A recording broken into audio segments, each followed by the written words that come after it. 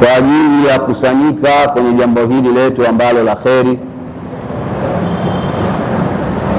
ili tupate rehema zake na nguvu zake za kimola, na ili Mwenyezi Mungu atumiminie na atufinike kupitia nafahati zake na ataya zake, na ili atupe yale aliyowapa waja wema waliotangulia. Amin, amin, amin. Muhadhara ulioandaliwa kwa mada ambayo kwamba tujitahidi tuyafanye mwezi wa Ramadhani mambo matatu. Tujitahidi kuyafanya mambo matatu ndani ya mwezi mtukufu wa Ramadhani. Kila kitu ili ufikie lengo na ili ufikie makusudio lazima upite njia zake, na kama haujui njia zake lazima uulize mapito ya kupita ili ufike kwenye lengo na hadafu na ufike pale ulipokusudia. Na sio kila kitu nitajua mimi, au sio kila kitu utajua wewe. Kuna vingine mimi nitakuwa sivijui, nitaviuliza, na kuna vingine wewe utakuwa uvijui, utaviuliza. Lakini mafundisho yetu ya sheria ya dini yetu hii aliyokuja nayo Mtume Muhammad sallallahu alaihi wasallam mwalimu wake na mfundishaji ni mmoja tu, ambaye ni sahibul wahyi, Mtume Muhammad sallallahu alaihi wa alihi wasallam. Wengine wanakuja kuelezea na kufunguka na kusherehesha na kutubainishia jinsi vile walivyoelewa alivyotuambia Mtume. Kila mmoja kiasi cha elimu yake Mungu alivyomfungulia. Kuna aliyefunguliwa kidogo, kuna aliyefunguliwa wakati, kuna aliyefunguliwa zaidi na zaidi, lakini mwenyewe aliyetufundisha na aliyeleta risala, ujumbe kiwasilia ni Mtume Muhammad sallallahu alaihi wa alihi wasallam, ambaye ndiye ametufundisha hiyo funga kupitia kwenye Qur'ani, kitabu kitakatifu, na ndiye ambaye kwamba ametufundisha jinsi ya kuifunga hiyo funga kupitia hadithi zake na kinywa chake kitakatifu, na akatutaka tuyafanye mambo ili tufikie kwenye lengo la funga, kwa sababu hata hiyo funga ina makusudio yake. Mwenyezi Mungu ametutaka tufunge, hiyo funga ina makusudio yake, na miongoni mwa makusudio yake na hikma zake, imsakun nafsi an hasisi adatiha wa habsuha an shahawatiha wa man'uha an ma'lufatiha. Haya ni makusudio ya funga: kuizuia nafsi na hisia zake. Nafsi kuna vitu inapenda, nikisema hivyo tumeelewana. Zile hisia ambazo kwamba nafsi inapenda, na nyingi hisia zinazopendwa na nafsi, hisia nyingi chafu mbaya, kwa sababu ndio kawaida na ndio tabia na ndio mfumo wa nafsi ulivyoumbwa. Nafsi inapenda vitu vibaya, vichafu. Nafsi inapenda tamaa, nafsi inapenda kudhulumu, nafsi inapenda uchafu, nafsi inapenda mali haraka, nafsi inapenda mwenzake aonekane au amuone yuko katika hali mbaya, sio hali mzuri, baadhi tu. Mwenyezi Mungu nafsi zao ndo amezisafisha akazitakasa. Funga miongoni mwa malengo yake kuizuia nafsi na hisia zake zilizokuwa chafu. Sio hivyo tu, kuizuia vile vile nafsi na matamanio mabaya. Ndio hayo tuliyosema, kupenda kuwasema wenzako, kuona maibu ya wenzako ukayatangaza, ni nafsi. Mabaya mabaya ya wenzako kuyasema sema ovyo. Sio hivyo tu, nafsi vile vile kuizuia na vile ambavyo vitu nafsi imezoea. Wa man'uha ammalufatiha, na kuizuia nafsi na vile vitu ambavyo imezoea. Nafsi inavipenda vichafu vichafu, vibaya vibaya vibaya vibaya, kwa sababu kawaida yake nafsi inaamrisha mambo machafu. Hili ndio lengo na ndio hikma na ndio makusudio ya funga, nafsi kuisafisha. Kumbe basi kila mwaka baada ya Ramadhani watu nafsi zao inabidi zisafishwe. Zikishasafishwa unapatikana usafi wa kwenye moyo wa haya tuliyoyasema, machafu machafu na mabaya mabaya yanasafika, yanaondoka, yanayayuka. Yakisha yayuka haya yaliyokuwa ndani ya moyo, haya yakisafika, mtu anakuwa anamwabudu Mungu kupitia kwenye moyo wake. Mtu akimwabudu Mungu kupitia kwenye moyo wake, kwa sababu moyo wake msafi, hauna makorokoro, hauna maradhi, na roho yake mzuri imepambika kiakhlaki kwa kunawirika, kwa kusafika, ile roho na ile nafsi inakubali pawa ya nguvu, mpawa ya Mungu.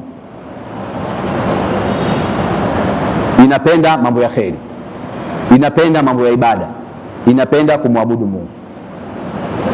Hapo sasa mtu anakuwa anamwabudu Mungu kisawasawa.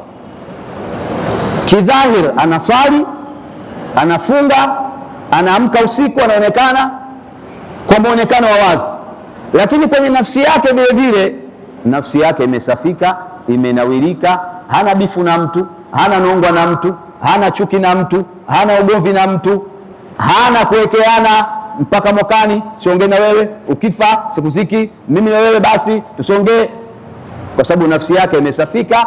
Kusafika kwa nafsi na dhahiri yake inapambika. Huyu mtu anakuwa anamwabudu Mwenyezi Mungu batinan wa dhahira, ndani na wazi, na hapo ndo ladha na utamu wa ibada inapatikana. Hilo ndo lengo la funga na ndio hikma za funga.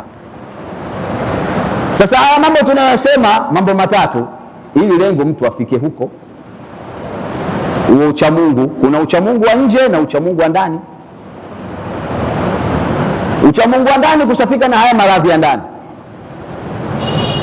Uchamungu wa nje kuswali, kusoma Qur'ani, istighfar kwa wingi, usiku kuamka, qiyamul layli, Qur'ani kwa wingi, sadaka kwa wingi, na vyote vina faida na vina manufaa. Sasa saumu lengo lake ni uchamungu, makusudio yake kufika kwenye uchamungu, nafsi isafike. Kusafisha nafsi, funga inasafisha nafsi. Ndio maana Mtume sallallahu alaihi wasallam amesema, likulli shay'in babun wa babul ibadati as-sawm. Kila kitu kina mlango, upitie hapa, ukitafuta mali pita hapa, ingia hapa. Ukisoma, ukitaka uwe na akili, ukitaka kujua fani hii, ukitaka hili na hili, ukienda kwenye nyumba ya mtu, ukitaka kukutana na mtu, uwezi ukakutana na kiongozi hivi hivi, pitia kwa huyu utafika. Na funga nayo ina mlango wake, ibada ina mlango wake. Ili uingie kwenye ibada hasa, mlango wake ni funga, ni maneno ya Mtume Muhammad. Katika mambo matatu, la kwanza, tunaingia ndani ya mwezi mtukufu wa Ramadhan. tujue kujihifadhi na kujilinda. Nikisema kujihifadhi na kujilinda, ndo maneno ya Mtume, man sama ramadhana wa arafa hududahu wa tahaffadha ma yanbaghi lahu an yatahaffadha. Mtu ambaye kwamba amefunga mwezi wa Ramadhani, wa arafa hududa, nukta hiyo, akajua mipaka, sio amefunga tu, akajua mipaka inayotakiwa yeye, maamrisho yepi, makatazo yepi, ajitahidi awe makini, hii funga inakamilika vipi. Wa arafa hududahu, tena na akajihifadhi, watahaffadha, akajihifadhi akajilinda, mimma yanbaghi lahu an yatahaffadh, kwa vile inavyotakiwa ajihifadhi, kwa alivyofundisha Mtume. Mtume anasema jawabu lake, kaffara ma qablahu, madhambi yako yote yanafutwa. Madhambi uliyoyafanya kabla ya Ramadhani yote yanafutwa, lakini amejihifadhi na akajua mipaka, hili halitakiwi, hili halitakiwi, hili fanya, hili usifanye. Sio kafunga tu basi, kafunga tu, kakaa na njaa tu, hajala chakula, hajanywa maji. Mtume amesema watahaffadha, vile inavyotakiwa ajihifadhi, hasa ma yanbaghi lahu an yatahaffadha, ndo maneno aliyotumia Mtume. Maana yake geuza kinyume chake, kama mipaka yake hajajihifadhi inavyotakiwa kujihifadhi, amna ile kafara ma qabla, hakuna cha kufutiwa madhambi. Utaingia katika Ramadhani kama kharajta nafsu kama dakhalta, ulivyoingia vile vile na ndio ulivyotoka hivyo hivyo. Kama matokeo yake unafanya kazi, mwisho wa siku haulipe mshahara. Kwa hiyo huku tunaposikia Ramadhani inafuta madhambi yote yaliyo kabla ya Ramadhani, tunasikia Ramadhani usiku wa Lailatul Qadri sijui unafuta madhambi ya umri mzima. Ramadhani ukifunga sijui maana wa ihtisaba, hadithi zimekuja hivyo, mtu anasamehewa madhambi yake yote yaliyotangulia. Ina maana yake lazima ujue mipaka na lazima ujihifadhi. Nukta ya kwanza katika mwezi wa Ramadhani inayotakiwa kwa mtu ajihifadhi, kuwa makini, yani unajiandaa hasa. Na ndio maana Mtume sallallahu alaihi wasallam akatufundisha kujiandaa na Ramadhani, akasema jioni ya kwanza ikifika, idha kana awwalu lailatin min ramadhana nadhara Allahu jamia wa man nadharahu Allahu ilayhi lam yu'adhibhu abada. Riwaya Imam al-Baihaqi. Jioni ya kwanza, jioni maana yake ni kama mwezi 29, jioni ya kwanza kabla ya Ramadhani. Ile jioni ikifika saa 12 au ikifika saa 12:30, jitahidi uwe msikitini. Kwa nini? Jioni ile kuna maandalizi. Nadhara Allahu ilayhim jamia, nadhara Allahu jamia, Mungu anawaangalia waja wake.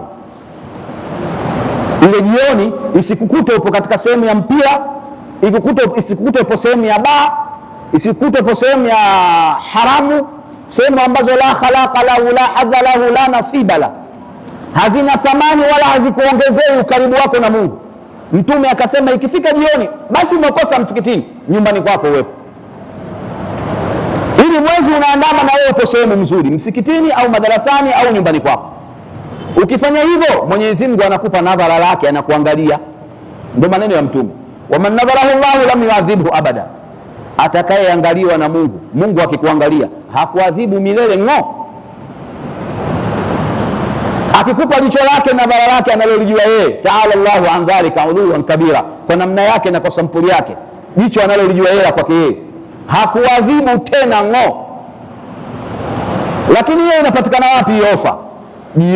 Jioni mwezi 29, jioni saa 12 au 12:30, kuwa nyumbani kwako au kuwa msikitini au madarasani, usubiri nadharati la Mungu ili Mungu akuangalie. Hadithi alipokea Imam al-Baihaqi sahih, waman nadharahu Allahu lam yu'adhibhu abada, Mungu akimwangalia mja wake hamwadhibu ngo. Dunia na vilivyokuwa ndani ya dunia, dunia na vilivyokuwa ndani ya dunia, Mungu hajaviangalia ngo, hana muda navyo.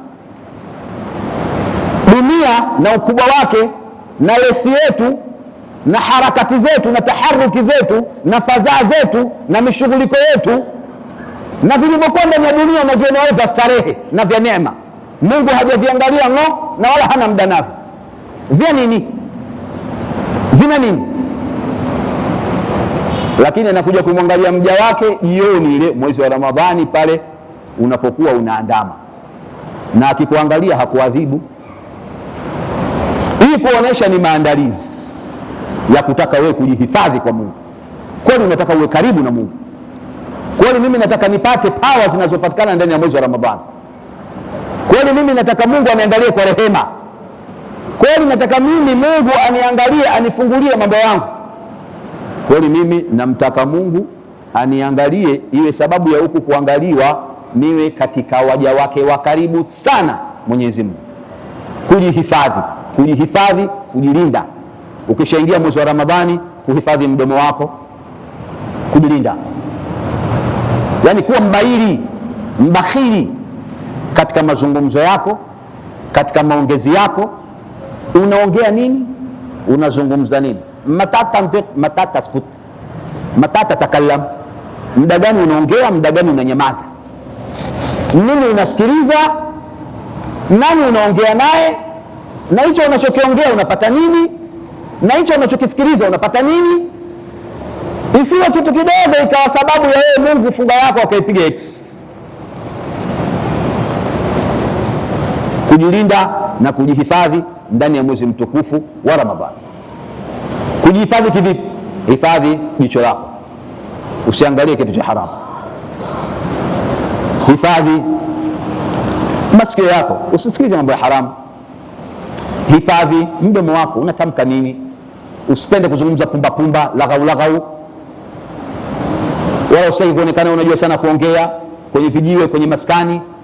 Mdomo soma Qur'ani, mdomo mswalie Mtume Muhammad, mdomo lete istighfari kwa wingi, mdomo lete dhikri ya Mungu, mdomo lete hamdi tahmidi kumshukuru Mwenyezi Mungu. Mguu wako angalia unaenda wapi, mkono wako angalia unachukua kitu gani.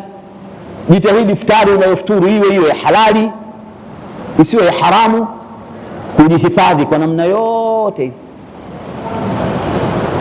Ukizungumza unazungumza nini? Neno moja, kusikiliza kwako, kuangalia kwako kusije kukaharibu funga yako. Inna saimina yakhrujuna min quburihim yu'rafuna birihi afwahihim. Ndio maneno ya Mtume Muhammad. Inna saimina yakhrujuna min quburihim yu'rafuna birihi afwahihim. Waliofunga mpaka siku ya Kiyama, baada ya watu wanapotoka makaburini, chati yao, nafasi yao ipo. Watu wanatoka makaburini, kila mtu kafadhaika, lakini mwenye funga anajulikana. Wanatoka katika makaburi yao wakiwa wanajulikana. Kwa nini? Birihi afwahihim, kwa sababu ya harufu zile za ndimi zao. Ndimi zao zinanukia, ndimi zinanukia. Fa inna riha afwahihim atyabu min rihi almisk. Lisami farhatani idha aftara fariha bifitrihi wa idha laqiya rabbahu fariha bisawmihi. Unapofuturu unafurahi, utakapokuja kukutana na Mungu wako utafurahi, lakini lengo ni kwamba linda kinywa chako. Kumbe mpaka kulinda kinywa chako utakupelekea siku ya Kiyama ukifufuliwa, huyu alikuwa anafunga huyu. Watu watasikia harufu ile inanukia mzuri zaidi kuliko harufu ya miski. Funga yake ilikuwa ya maana, funga yake ilikuwa ya dhati, funga yake ilikuwa ya ukweli. Kwa jambo la kwanza katika mambo, tujihifadhi, tujilinde. Isiwe Ramadhani ya mwimbo. Kila mwaka Ramadhani, kila mwaka Ramadhani, Ramadhani baada ya Ramadhani ile mbona tubadiliki? Ipo vile vile tu. Kwani Mungu usiupo na anawapa watu? Khazina zake sizipo, ofa zake sizipo, wala haziishi, habagui, wala haangalii rangi, wala sio bakhili. Yupo yule yule alowapa hao, waliowapa waliotangulia, tunawasema waja wema hao. Mwenyezi Mungu anaendelea kutoa, isipokuwa ukweli unakosekana. Ukweli sio mkweli. Ndio ucha Mungu tunaotaka kutengeneza nafsi zetu na kujipanga. Moja ya kujipanga kufunga mwezi wa Ramadhani, katika moja ya aina ya kujipanga kwake kufunga mwezi wa Ramadhani, tujihifadhi na viungo vyetu. Usiwe mtu wa kutaka shari, mtu wa maugomvi, kuwa mtu wa kujilinda, kujihifadhi. Ndio kujihifadhi huko kote, kwa sababu asiyamu junna, ikulinde. Hili ni katika jambo la kwanza. Jambo la pili, jambo lolote la kheri unalolijua kuwa na pupa nalo. Inawezekana Mwenyezi Mungu kupitia iko kiheri kidogo ulichokidharau, ndio Mungu hapo hapo akakuangalia akakuonea huruma, wala asiangalie hilo kubwa hilo.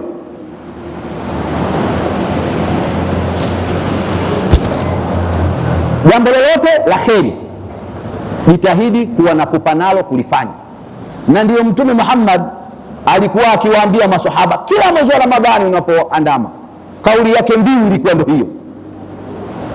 Kila mwezi wa Ramadhani unapoandama, kauli yake mbiu lazima airudie, anaikumbusha, man taqarraba fihi bi khaslatin min khisali alkhairi kana kaman adda alfaridata fi ma siwahu wa man adda faridatan kana kaman adda 70 faridatan. Ndio maneno yake. Wa huwa shahru sabri wa sabru thawabuhu aljannatu wa huwa shahru almuwasati wa huwa shahru yuzadu fihi rizqul mu'min. Riwaya ya Ibn Khuzaima mpaka mwisho wa hadithi. Kwa nini alikuwa anawakumbusha haya maneno? Yani kila ikiingia Ramadhani haya maneno anayasema kama kauli mbiu. Kwa nini? Wayashike na wayakamate.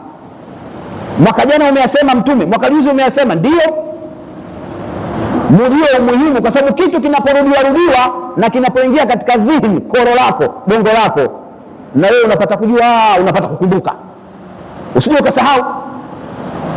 Man taqarraba fihi bi khaslatin, atakayejisogeza kwa Mungu kwa jambo moja tu, bi khaslatin, moja tu, tena wala halina ukubwa, khaslatin min khisali alkhairi, katika mambo ya khairi, kana kaman addal faridata fima siwa, thawabu zake wewe unakuwa kama vile umesali swala ya fardhi katika masiku ya kawaida. Bana, muda wa swala tuenzetu msikitini bana, jambo la kheri dogo, neno zuri mwambie muislamu mwenzako. Bana, mpaka sasa hivi unaenda kuswali unachezea draft tu, zuna bana, mpira bana, unatoa swala nje ya wakati bana. Jambo la kheri wala halina uzito, unaumia nini ukilibeba? Halina uzito. Umekuta hata njiani kuna jiwe, hata kuna chuma, hata kuna bati, ukachukua ukaweka pembeni, jambo la kheri. Lolote la kheri wewe inakuwa hukumu yake kama vile umeswali swala ya faradhi. Haya, na atakayeswali swala ya faradhi, waman adda alfaridata kana kaman adda 70 faridatan. Adhuhuri yako moja ukiswali kama umeswali adhuhuri 70. Waman adda faridatan kana kaman adda 70 faridatan. Adhuhuri moja sawa sawa na umeswali adhuhuri 70. La asri moja sawa sawa na umeswali la asri 70. Magharibi moja sawa sawa na umeswali magharibi 70. Sasa hauswali jamaa, unataka nini? Unaenda wapi? Nini kitakachokufanya uswali jamaa? Kitu gani?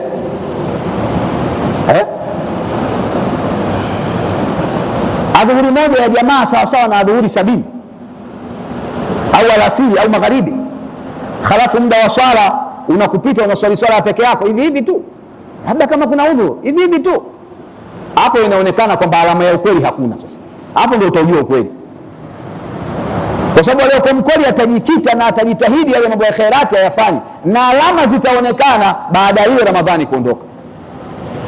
Jambo la pili, usidharau jambo lolote la kheri, kwa sababu jambo la kheri ndani ya mwezi wa Ramadhani linakuwa linaongezeka adhaafan mudhaafa. Kuamka usiku wewe kama wewe. Tena hiyo ndio kheri kabisa, kusoma Qur'ani, sikwambii hizo ndio kabisa. Kukusanyika na wenzako, sunna, mkala pamoja, sunna ni kheri hiyo. Kufuturu pamoja ni kheri hiyo.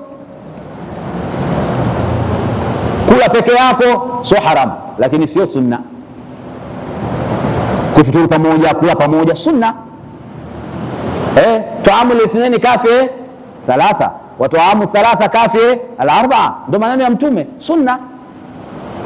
Chakula cha wawili basi watatu, chakula cha watatu basi wanne, chakula cha mmoja basi wawili. Anatufundisha sunna, watu kula pamoja ndio baraka inapatikana. Yani sunna ile usidharau kabisa. Kuna sunna baada kabla al-asri, swali. Mtume anakuombea dua, rahimallahu mra'an salla arba'an qabla al-asri. Usema lakini mwenyewe Mtume hajaswali bana. Hajaswali vipi? Amekwambia swali na amekwambia dua. Sema kwambia swali. Hajaswali, pengine labda ameona uzito. Yeye akiswali isije baadaye ikawa shida akakwambia sunna na kuonea huruma, ikawa ni uzito kwa kweli kuitekeleza. Lakini sema kwambia rahimallahu mra'an salla arba'an qabla al-asri. Mtume anakuombea dua, Mungu amuonee huruma mtu ambaye ameswali raka 4 kabla al-asri. Swali. Mtume hajaswali kabla magharibi, sawa, lakini amemwombea dua atakayeswali. Sallu qabla al-maghribi, sallu qabla al-maghribi, sallu rak'atayn qabla al-maghribi. Wa qala fi thalithati liman sha'a, swalini raka 2 kabla ya swala ya magharibi. Si maneno ya Mtume. Kabla kujaswaliwa swala ya magharibi, ikisha adhini wa adhana kama mlivyoona leo hapa msikitini, swalini raka 2. Mara ya kwanza swalini raka 2 kabla ya magharibi, mara ya pili swalini raka 2 kabla ya magharibi, mara ya tatu akasema haya liman shaa, anayetaka, sio lazima. Na ndio maana kuna wengine hawaswali, wakishaadhini magharibi moja kwa moja wanaswali, lakini wanaoswali Mtume kasisitiza waswali kabla ya magharibi. Sasa unaposema hajaswali sikasema tuswali, sasa unataka kufanya nini? Kasema hajaswali, maana yake ametuonea huruma, isije ikaonekana ikawa faradhi baadaye mkashindwa kufanya hizo kabilia kabla dhuhuri kabla alfajiri, ni shida, akiongezea hizo nyingine. Kwa jambo lolote la kheri unaloliona wewe ndani ya mwezi wa Ramadhani, jitahidi kulifanya. Katika mambo ya kheri sio kufanya na kuacha vile vile. Unaliona jambo hili la shari, liache. Ni kheri, tena sadaka kubwa hiyo. Ukajizuia na shari, ukajizuia na uovu, kumtukana mtu, kumsema vibaya mtu, kheri kubwa hiyo na sadaka kubwa hiyo, kwa sababu isije kukuharibia Qur'ani yako unayosoma. Si unasoma Qur'ani usiku mwezi wa Ramadhani, si unasoma Qur'ani mchana, si unaleta dhikri. Sasa jizuie na shari, isije hii shari unayofanya kwa watu baadaye ikamega thawabu zako. Fanya kheri, jizuie na shari. Kwenye simu yako angalia unaangalia nini. Kwenye simu yako angalia una korokoro gani unalotazama, usiharibu funga yako, ukajizuia. Huenda Mungu rehema zake, huenda Mungu kwa huruma yake, baada ya mwezi wa Ramadhani Mungu akakupa nuru, akakupa nguvu, ukasafika hayo mambo ukayachukia, au na mimi nikayachukia kama ndo kazi yangu kuyafanya. Mambo ya kheri, usidharau jambo lolote la kheri, kwa sababu mwezi wa Ramadhani kila jambo lako unalolifanya la kheri linaongezewa daraja. Ndio maana Mtume akatuambia kwenye hadithi tuliyosoma hii aliyopokea Ibn Khuzaima na ameisahihisha sahihi, ukijikurubisha kwake yeye Mungu kwa jambo lolote, kama mtu ameswali sala ya fardhi, na atakaye sala ya fardhi anakuwa kama vile ameswali sala 70 za faradhi. Baadaye akasema mwezi wa Ramadhani ni mwezi wa subira, wa huwa shahru sabri, mwezi wa subira. Kwa nini? Unaacha kula, unaacha kunywa, unaacha kuzungumza maneno, unajizuia, unaacha vijiwe, unaacha matamanio mabaya ya kibaradhuli, ya kifedhuli. Haya mengine madogo madogo, makando ndio yanasumbua ambayo yaliyojaa kwenye nafsi za watu, akina mipira, akina nini. Hii ndio shida hii. Muda mwingine ndio anaharibu somo haya. Zigo moja la tusi, mtukana huyu, mbona jumani kwako umekasirika, vitu havina faida yoyote. Kujizuia navyo kule nako ni subira. Ile subira unayovumilia kuacha kula na kuacha mambo maovu, Mungu anakuandikia thawabu. Mwezi ambao kwamba Mtume kasema riziki ya mumin yuzadu fihi rizqu almu'min, shahrun awwaluhu rahma wa awsatuhu maghfira. Hadithi imeendelea hivyo, wa akhiruhu itqun minan nar. 10 la kwanza rehema, 10 la pili msamaha, 10 la tatu kuachwa huru na moto. Jambo la pili, tusidharau kheri yoyote na tutie nia, mimi nitafanya kheri hii na kheri hii na kheri hii na kheri hii. Yani tia ile nia, tia nia, mimi Ramadhani ikishaingia nitaswali jamaa swala zote, lakini uwe mkweli. Tia nia, mimi Ramadhani ikiingia nitaswali zile sunna zote zile ambazo Mtume alikuwa haziachi, muakkadat zote 10 zile nitaziswali, na uwe mkweli. Tia nia, mimi Ramadhani ikishaingia ndani ya mwezi wa Ramadhani nitajitahidi adhuhuri na alasiri hapa kati nitakuwa na itikafu, lakini uwe mkweli. Mwenyezi Mungu atakulipa kwa matendo yako na atakulipa kwa nia yako, kwa sababu nia nayo ni sehemu katika ibada. An-niyatu manatu aljazai, nia ni sehemu ya malipo. Ndio maana Mtume akasema kwenye hadithi maarufu, man nawa an yaquma min al-layli fayusallia faghalabathu ainuhu hatta yusbiha kataba Allahu lahu ma nawa wa kana naumuhu alayhi sadaqatun min rabbih. Hadithi, mtu ambaye ametiania mimi nitaamka usiku ni swali, katiania. Mfano leo unatiania mimi leo usiku nitaamka nilie na Mungu, nimwombe Mungu, nimbembeleze Mungu, nidhalilike kwa Mungu, ametia hiyo nia, lakini baadaye usingizi ukamshika akalala, akaja kuamka alfajiri kunaadhiniwa, faghalabatuhu ainuhu kutiba lahu ma nawa.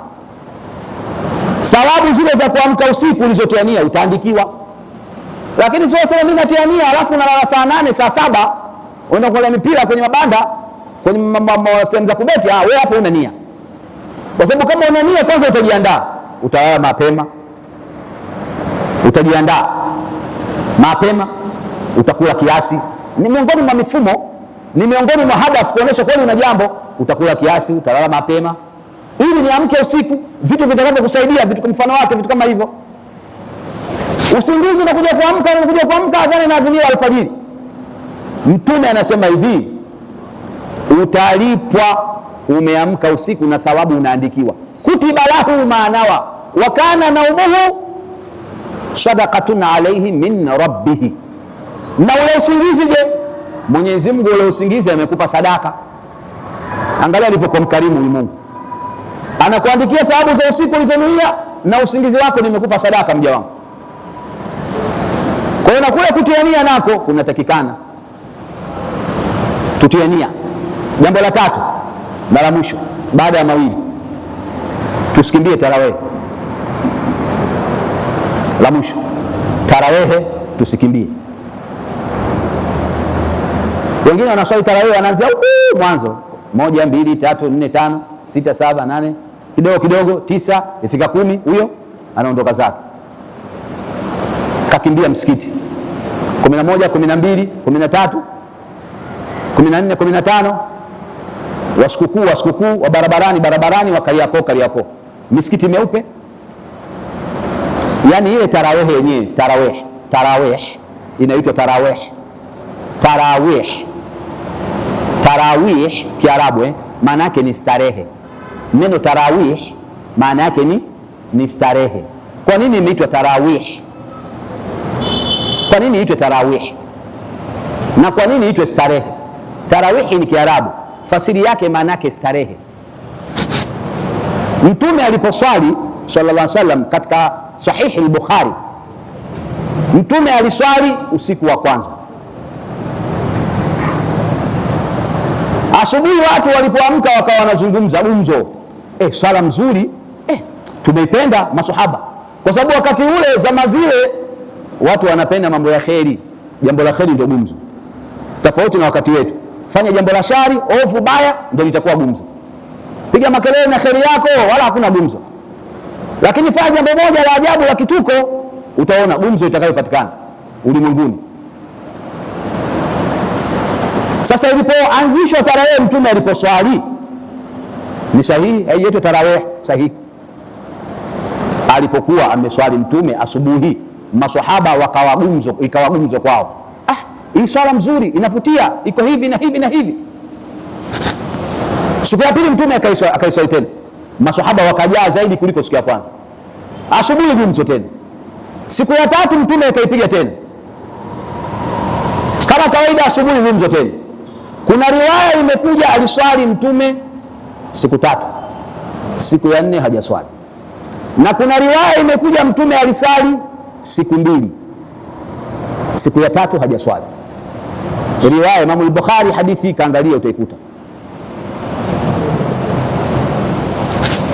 Ilipofika kwenye ule usiku, asubuhi siku ya 4, mtume alipomaliza kuswali swala al-fajr akaogeukia watu. Falamma qada al-fajr aqbala ala an-nas wa qala qad ra'aytu alladhi sana'tum wa inni khashaytu an tufrada alaykum. Ndio maneno aliyowaambia, nimeona mliolifanya na mmeipenda hii swala, najua mmeipenda hii swala, lakini mimi sitaki kuiswali tena, naogopa isije ikafaradhishiwa na Mungu. Angalia hurma ya mtume Muhammad. Naogopa hii swala isije ikawa faradhi, ikiwa faradhi mimi mtashindwa kuswali. Mtume akaacha. Kwa nini imeitwa tarawehe? Bado jibu hatujalipata. Wakati wa Sayyidina Abu Bakar Siddiq al-Akbar radiyallahu anhu, vile vile tarawehe ikawa inaswaliwa, kila mtu anaswali majumbani kwake. Riwaya ndio imekuja hivyo katika vitabu tofauti, Tashih al-Mustafidina kwenye Murshid al-Awamir. Tarawehe ilikuwa inaswaliwa, lakini kila mtu anaswali nyumbani kwake, kwa sababu ilikuwa haijarudishwa kwenye misikiti. Wakati wa Abu Bakar na mwanzoni fi sadri Umar, katika mwanzoni wa Sayyidina Umar ibn al-Khattab, lakini baadaye Sayyidina Umar ibn al-Khattab akairudisha tarawih misikitini. Kwa nini imeitwa tarawih? Alipoirudisha misikitini tarawih ikawa tarawih, yeye alivyoileta sasa ndo rakaa 20 kwa salamu 10. Hadithi kwenye Sahihi al-Bukhari. Hii sio ya Sayyidina Umar, ya Sayyidina Umar katika baadhi ya vitabu, Tashih al-Mustafidina na vitabu vingine. Aliporudisha akarudisha tarawih rakaa 20 kwa salamu 10 mbili. Imeitwa tarawih kwa sababu walikuwa kila baada ya rakaa 4 wanapumzika. Ndio maana ya tarawih, kustarehe, kuenjoy, kwa sababu rakaa walikuwa wanarefusha ndefu. Sasa kila baada ya rakaa 4 wanapumzika. Kuna baadhi ya mapokezi walikuwa wanapumzika, wanaenda kutufu, baadhi ya mapokezi. Lakini kauli sahihi, kila baada ya rakaa 4 walikuwa wanapumzika, halafu baada hapo wanaenda tena kuswali. Piga rakaa 4 wanaenda wanapumzika, wanaenda tena kuswali, wanapumzika. Mfumo huu ukaendelea wa rakaa 20 mpaka kwa Sayyidina Uthmani. Sayyidina Uthmani mwisho wake akasema maneno yake maarufu, nawwara Allahu qabra Umara kama nawwara masajidana. Akamwombea dua Sayyidina Umar, Mungu atoe nuru kaburi la Sayyidina Umar kama Sayyidina Umar alivyotia nuru misikiti yetu. Watu wamerudi misikitini na swali tarawih. Sayyidina Umar akamweka imamu wa wanaume Ubay ibn Ka'b awaswalishe. Sayyidina Umar akamweka imamu wa wanawake Sulaiman ibn Hatba. Tarawih raka 20. Kazilisha nani? Sayyidina Umar ibn al-Khattab. Iqtadu billadhaini min ba'di Abi Bakr wa Umar. Hadithi ya Imam Tirmidhi. Wafateni wawili hawa, jitahidini sana kuwafuata hawa wawili. Mtume anasema iqtadu billadhaini min ba'di, jitahidini sana kuwafuata hawa wawili baada yangu, Sayyidina Abu Bakar na Sayyidina Umar ibn al-Khattab, katika hadithi ya Imam Tirmidhi. Riwaya Abi Naim, kuna riwaya nyingine Mtume anasema hivi, satahdithu ba'di ashya'un wa ahabbuha an talzamahu ma hadatha Umar. Yatazuka mimi nikifa mambo mengi sana, Mambo mengi yatazuka mimi nikifa, lakini ninayoyapenda wewe ujilazimishe uyafate yale yatakayozusha Saidina Umar ibn al-Khattab. Riwaya ya Abi Naim, hadithi sahihi. Tarawih akaweka rakaa 20. Sasa msikimbie tarawih. Aliposema Mtume, kwa maana ya kwamba inna Allaha kataba siyama Ramadhana wa sanantu lakum qiyamahu, hadithi ya Mtume. Mwenyezi Mungu amelazimisha nyinyi mfunge Ramadhani, wa sanantu lakum qiyamahu, na mimi nimeweka sunna kisimamo cha Ramadhani. Kisimamo gani alichoweka Mtume sunna? Imamu Nawawi amesema kisimamo ni tarawih, swala ile alianzisha, ndio kauli Imamu Nawawi, wa sanantu lakum qiyamahu, na mimi Muhammad nimefanya sunna kisimamo cha tarawih.